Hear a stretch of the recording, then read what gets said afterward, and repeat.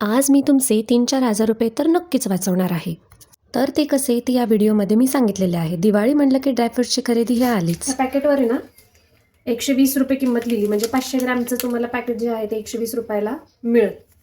पण यांनी 1 किलोचं पॅकेट आणलेलं आहे आणि त्यांनी 170 रुपये लावले. होलसेलमध्ये जर का तुम्ही ड्रायफ्रुट्स खरेदी करत असाल ना तर तुम्हाला खूप परवडतं. डीमार्टमध्ये खूप महाग रेट आहे, पण आमच्या इथे मार्केट यार्डमध्ये रेट खूप कमी आहे ड्रायफ्रुट्सच्या पॅकेट.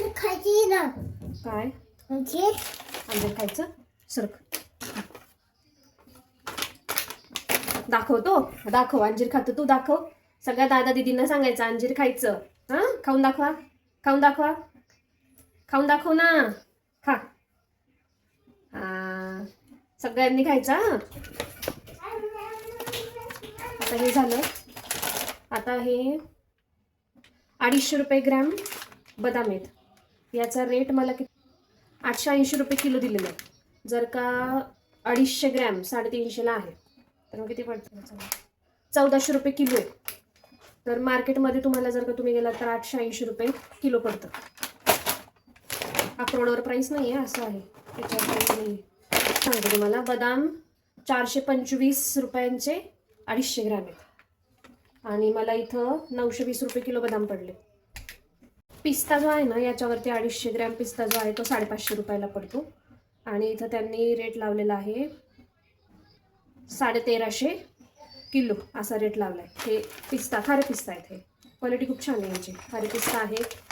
त्याच्यानंतरनं हे काजू, अक्रोड, बदाम, अंजीर आणि हे डेट्स आणि हे सगळं खाणं आहे. आणि हां, याच्यावरती तर नाही दिलेले काळे मनुके. काळे मनुके तुम्हाला 155 रुपयाचे आहे. 250 ग्रॅम आहेत काळे मनुके. 600 रुपयाचे 250 ग्रॅम. 600 रुपयाचे 250 ग्रॅम अंजीर आहेत. पण तुम्हाला इथं रेट पडलेला आहे,